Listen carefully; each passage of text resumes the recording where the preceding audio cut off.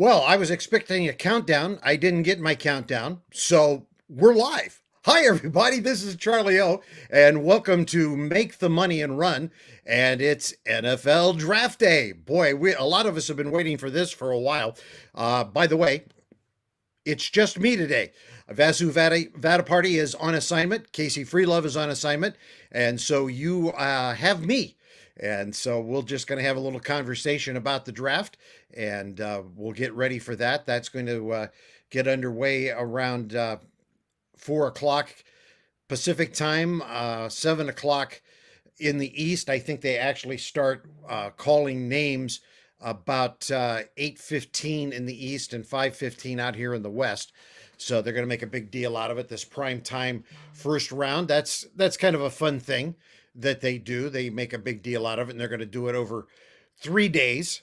So I always love the third day of the coverage because they have all the talking heads at the desk and they're talking, and in the background, all you can hear is, and with pick number 1,752, they take Fred Smith from Bemidji State. You know, I mean, I know every kid wants to get his name called, so that's important, but they don't pay much attention to it at that point. But tonight is the big night. This is the red carpet night. People in the green room, some people turning green because they're not getting called, and we'll have that. Somebody's going to tumble. Somebody that we expected to get called high will get called low. Somebody that we expected to get called low will get called high, and we're all going to be going, "How did that happen?" So it will be an interesting night. National Football League. Gosh, does anybody do a better job at getting year-round coverage?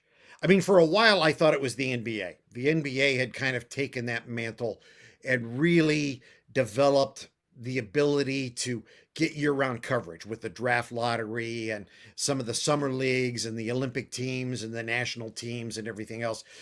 And I thought, wow, they've really cornered it. They've got 365-day a year coverage. But now it's the National Football League. It's the league that never ends. It's phenomenal. They just corner it. They just corner it. And I love baseball. I really do. I grew up on baseball. First professional sporting event I ever saw was a baseball game. But we can call baseball America's pastime all we want. And I got to tell you, it's not. It's football. It really is. You have to admit that. It is football because it just never ends. It never, ever ends. And tonight will be living proof of it.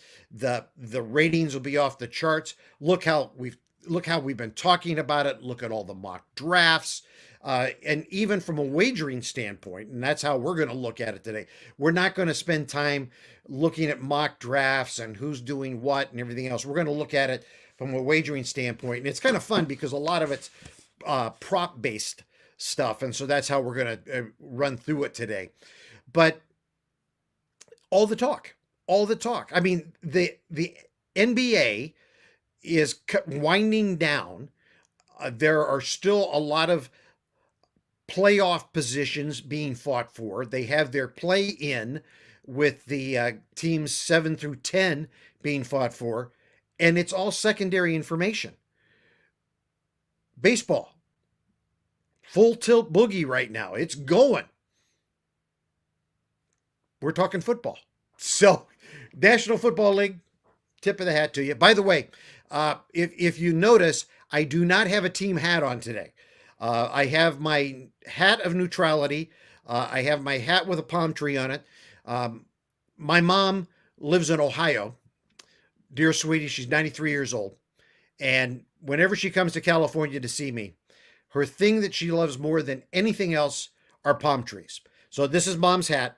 Whenever we chat, I try to have my palm tree hat on because she loves palm trees. So, Mama, I got your hat on today. And that's for her. So anyway, let's talk a little bit about the draft. But the first thing we want to talk about is there was one significant move yesterday made, and that was that the Denver Broncos picked up Teddy Bridgewater from Carolina. So they now have a starting quarterback. I don't think that's a long-term situation. Teddy's a good quarterback. I like Teddy. I think that he deserves some success, deserves to be with a team that would appreciate him and let him go a little farther. I think Carolina would have been happy to have him and they would have done well with him. But I think picking up Sam Darnold was a good move for them. And Teddy wasn't going to get to play. So I think moving on to Denver will be a good thing for him. But it's not a long term answer. Now, interestingly enough, the word is now that because they have Teddy Bridgewater, that Denver is out of the market for a quarterback, at least in the early rounds. Now, I think that's crazy because Teddy Bridgewater is not going to be a long term answer for quarterback. And Denver hasn't had a good quarterback in a long while. Let me prove that to you. This comes from ESPN Stats and Information.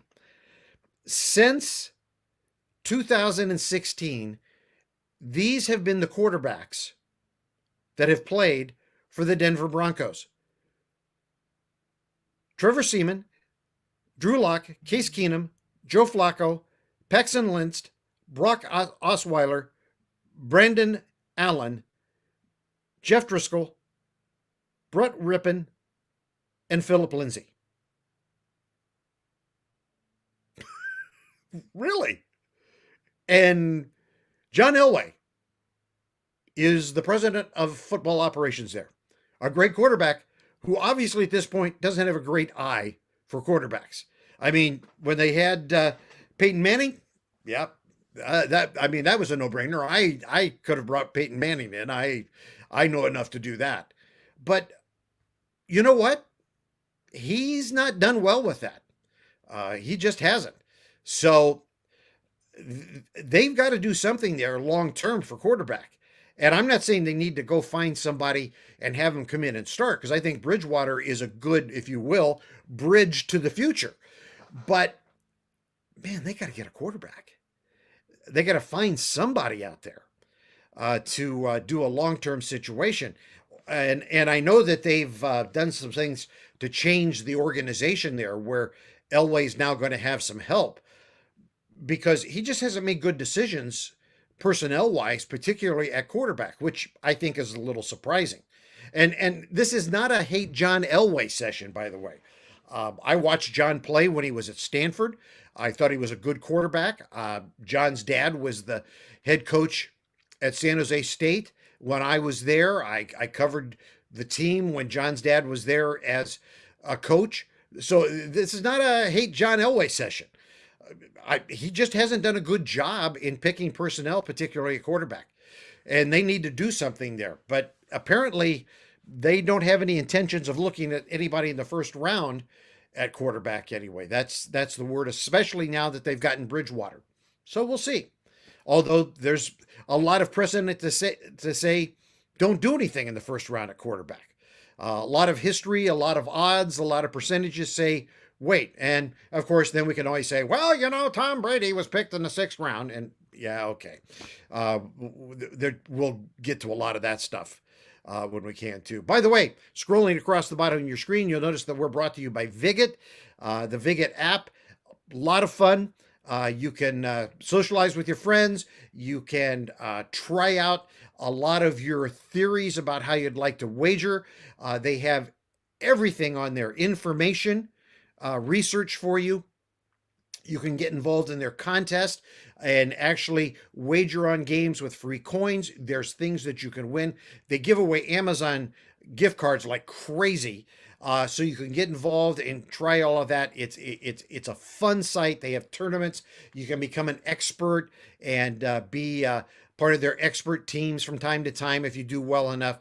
So Casey's girlfriend, Casey Freelove's girlfriend, gets involved in it, and she's won a bunch of gift cards and made us all look bad because she knows how to play underdogs better than anybody I've ever seen. So Becky has made us all look bad. So it's something that's really fun. Doesn't cost you any money, and it's all for free.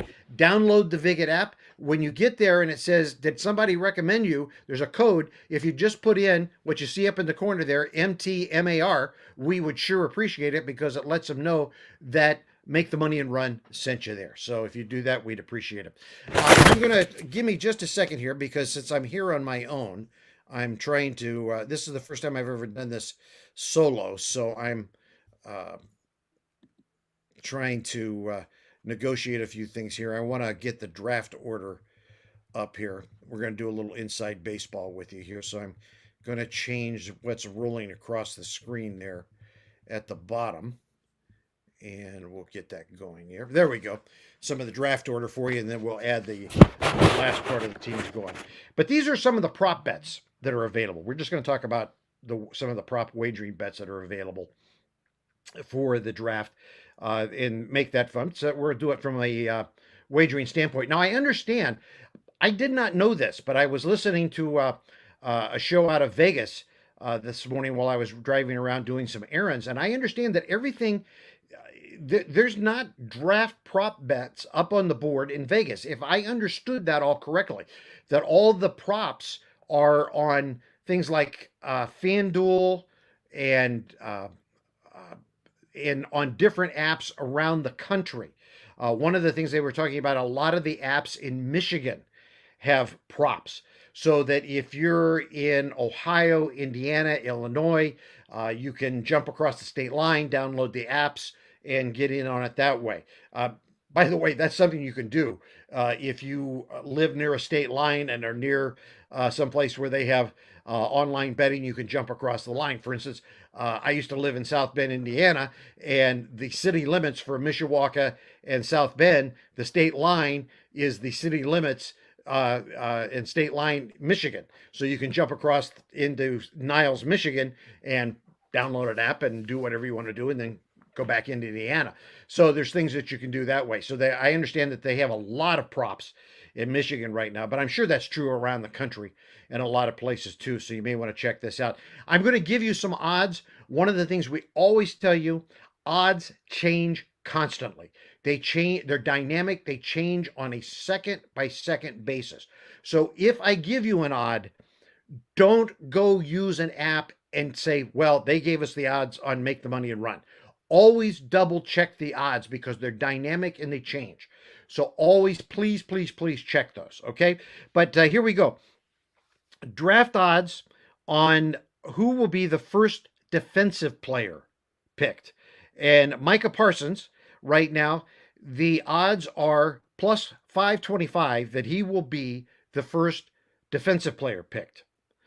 Panay Sewell, the odds are plus 650 that he'll be the first non-quarterback picked. So that'll be interesting.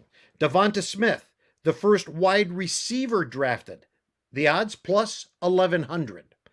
And Trey Sampson, the first running back drafted, plus 7,500. Now I got to tell you, you got a little change. And we always tell you in everything, sports wagering is supposed to be fun. If you're betting the farm or you're doing something where you think this is going to save your finances, please, please call a friend and get right. Okay? Because this is not intended to change your life. This is intended to have fun. Now, sometimes people hit things and it is life-changing, okay? So is buying a lottery ticket sometimes. But that's not what this is about. This is about having fun. But 75 plus 7,500. I mean, that, you get a nice vacation out of that if that would happen to happen. Now, first overall pick, I got to tell you, I help produce a talk show here in Sacramento, D'Lo and KC on ESPN 1320. And D'Lo, Damian Barling, the other day had the greatest line, and I want to give him credit for it, full credit for it, because I'm going to use it right now. He said, when Roger Goodell starts the draft tonight, and he declares that the 2021 draft is now open, then needs to say, and on the clock are the Jacksonville Jaguars, and Trevor Lawrence, come on down, just like they do on The Price is Right, because we all know what it is. Don't waste our time. Don't put 10 minutes on the clock. Don't do anything else. Just get the jersey, get the hat, come down, get the hug, take the pictures, get him off the stage, go to commercial, and then let's keep rolling with the show. Because we know I mean, let's just move on. Because let me give you the odds that Trevor Lawrence is the first pick. Minus 20,000. It will cost you $20,000 to win 100 on him, the first pick. Zach Wilson plus 2,000, Justin Fields plus 3, Sewell plus 5, Trey Lance plus 10,000, Jamar Chase plus 10. So there you go. So there's some props on that. Stay away from that one, please. Then second overall pick. Now this does get interesting. Zach Wilson minus 5, Justin Fields plus 18, Trey Lance plus 4, Trevor Lawrence. Well, take Trevor Lawrence out of there. That doesn't count. Now, let me tell you why I think that's interesting. There's a mass assumption right now that Zach Wilson is going to the Jets. Now, there's a lot of controversy over whether Zach Wilson should go to the Jets because a lot of people feel like he is an injury liability. A lot of people feel like he's a walking mash unit, if you will. And there's a lot of concern that he is not physically going to be able to hold up in the National Football League. There are a lot of experts who feel also that he has not faced the kind of competition at BYU that makes him ready for the National Football League. Now, I know there's a bit of a dichotomy there because we used to think about, excuse me just a second,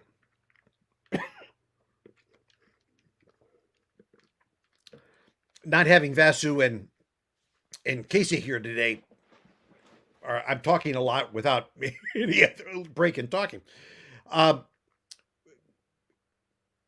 We used to think of BYU as a powerhouse and playing nothing but powerhouse teams. And that's true. They used to do that. But now, as an independent, they don't see that. Now, we tend to think of independence, we tend to think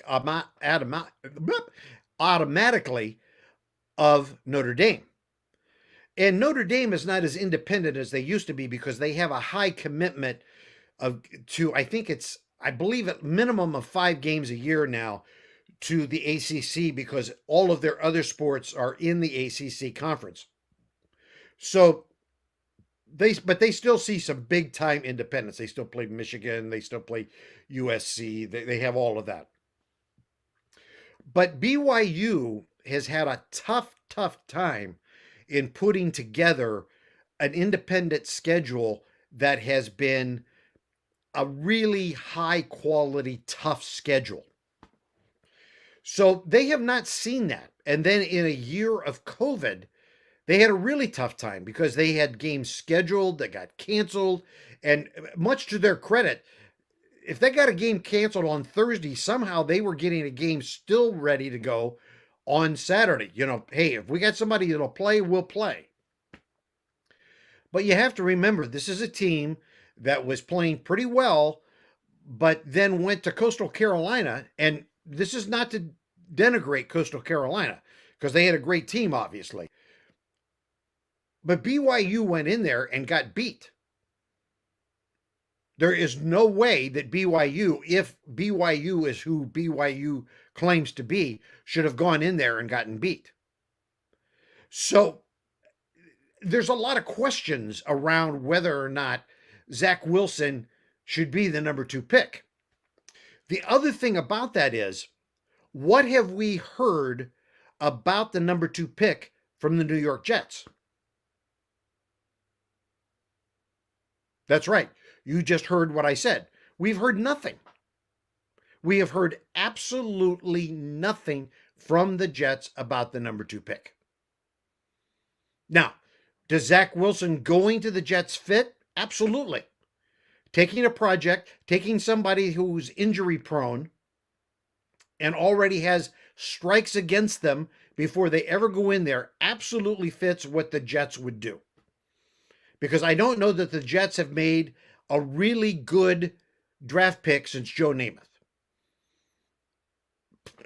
I mean, really. I mean, that's not totally true, but really, I mean, they've made horrible picks. So making a wrong pick with Zach Wilson totally fits the scenario. that they would go. Now, I don't know. I'm not a quarterback whisperer. I don't know all the things behind the scenes. The quick release, the feet, all those things. I don't know all those in depth things well enough to know whether or not they are. But Zach Wilson, is he the number 2 pick? Everybody seems to think so, but that could be a surprise. But nobody seems to think so. So we'll have to see how that goes. I like the fact, though, that there is a little intrigue there. Number 3 pick. Right now, the odds are looking. By the way, these odds are from Caesars William Hill. So these aren't from Make the Money and Run. By the way, these are from a very legitimate thing. We didn't cook these up in the back room last night. Trey Lance is minus 200 to be the 3rd pick. Mac Jones plus 160. Justin Fields plus 850. Kyle Pitts plus 4,000. Now, of course, 49ers, they traded up, traded away some futures. So everybody says this has got to be a quarterback. You would think so. And right now, the prevailing statement is that it is Mac Jones. Now, I have to tell you, being based in Northern California, the fan base, and of course, a lot of the experts are just saying, not Mac Jones. This guy doesn't fit. What are you doing? You're getting rid of a non-mobile pocket quarterback to get a non-mobile pocket quarterback. And everybody seems to think that they want a Mahomes, they want a Russell Wilson. Well, doesn't everybody? Well, the problem is, and we just talked about it a little bit, with Zach Wilson being an injury-prone guy.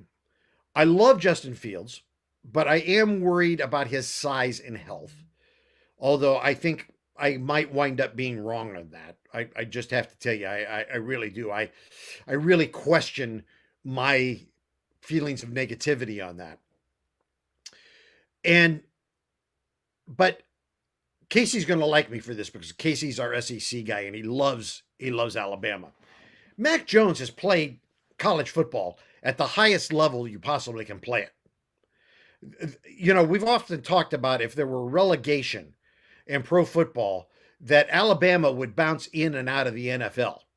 Now, we all know that's a bit of an extreme because that's not really going to happen, but it could. It seems like from time to time. This guy has played football at the highest level. He's had the best coaching you can possibly have. This guy is no slouch.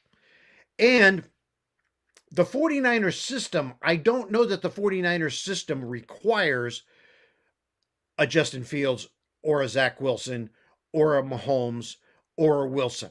I really don't. As a matter of fact, there's some rumors out today that the 49ers had been trying to work a trade for Aaron Rodgers. And Aaron Rodgers certainly is none of those. So it'll be interesting to see what happens. But I think some of the angst that the fan base and some of the analysts have about Mac Jones is way overblown. I think he may well be undervalued right now in the eyes of analysts. I think this guy is going to be far better. And it may be, other than Trevor Lawrence, because Lawrence has got the experience that he has, may well be one of the most undervalued players in all of the draft. But very interesting that where we used to say never draft a quarterback in the first round. And we're looking right here at 3 quarterbacks going potentially in 1, 2, and 3. In fact, would be shocked. I mean, utterly shocked if that's not what happens. Number 4, probably Kyle Pitts. Right now, by the way, Justin Fields, let's get into some over and unders real quick here. Justin Fields, over 7.5, plus 110, under 7.5, minus 140. If he doesn't go to the Niners, there's a lot of feeling that he's not going to go maybe till 9, 10 on down. Although and see, here's the draft day rumors, and you got to be really careful with these. There's been a lot of rumors that the Falcons are going to surprise everybody today. Now, Matt Ryan's long in the tooth. And if they didn't owe Matt Ryan um, all the gold in California, he might be gone now. They most certainly need a quarterback, but I don't know that they're going to expend the capital of a number one pick to pick a quarterback. But there's been rumors that they could totally blow out every mock draft at number 4. Intrigue? But remember, it's a rumor. It's just a rumor. So we'll have to see. Kyle Pitts, the over 5.5 is plus 280. The under 5.5 is minus 380. If you're going to be in that one, go under. Go under. You know, if Atlanta doesn't take him for some reason, Miami certainly is. So that's there. Jamar Chase, over 5.5, 170, under 5.5, minus 210. Sewell, over 6.5, minus 115, under minus 115. Something to think about there. Let's see. Any other ones here that we want to go? Devonta Smith, over 11.5, minus 135, under plus 105. There was a couple other ones here that I wanted to get to. First non-quarterback drafted. Kyle Pitts, minus 400. Jamar Chase, plus 400. Sewell, plus 900. Rashawn Slater, plus 1,500.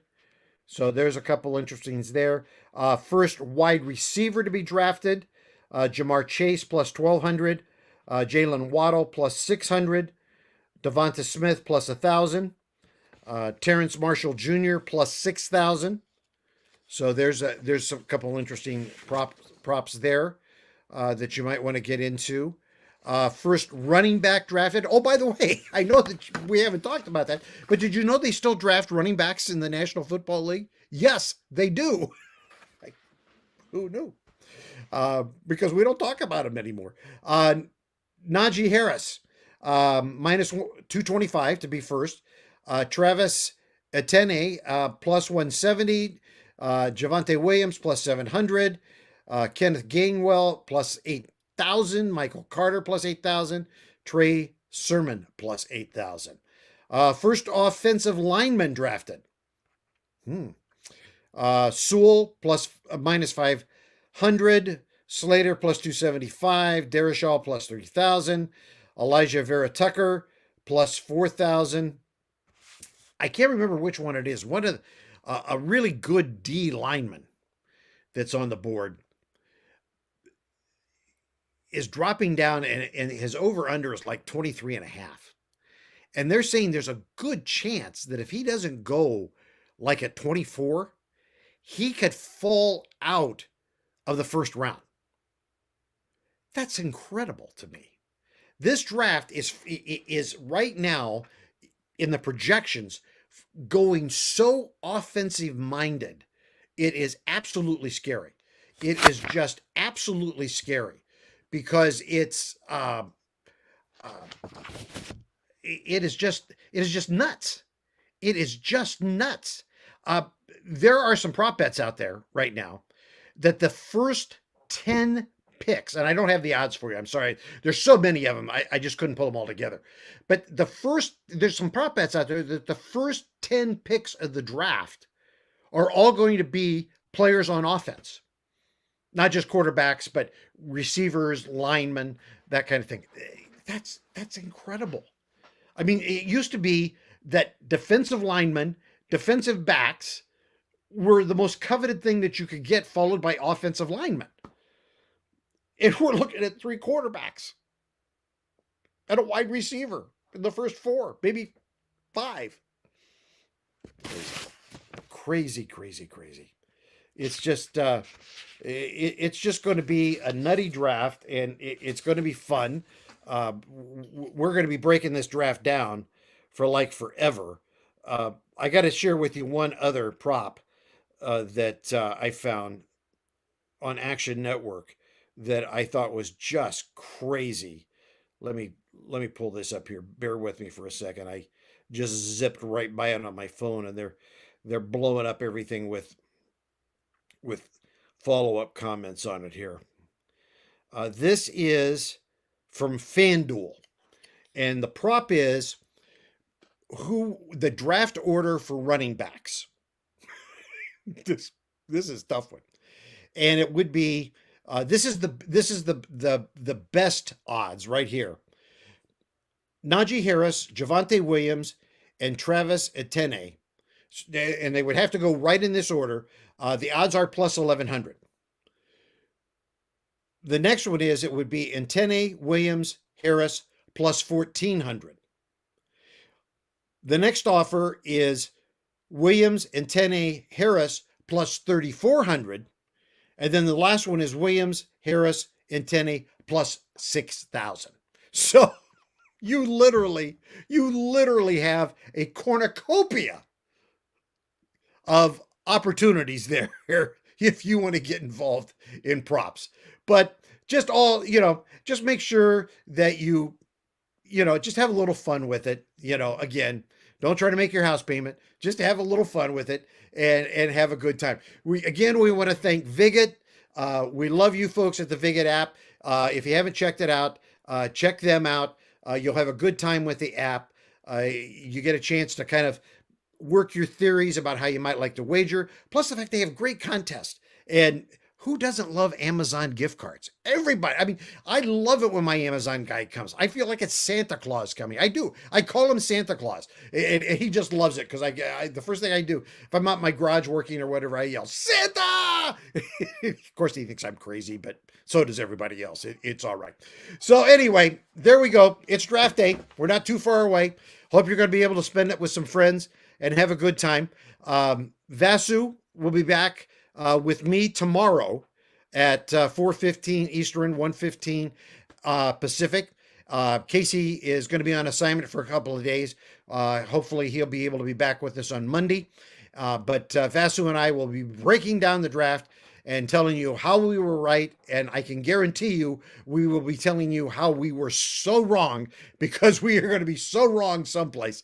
It's guaranteed. In the meantime, enjoy the day. Good luck, and we'll see ya.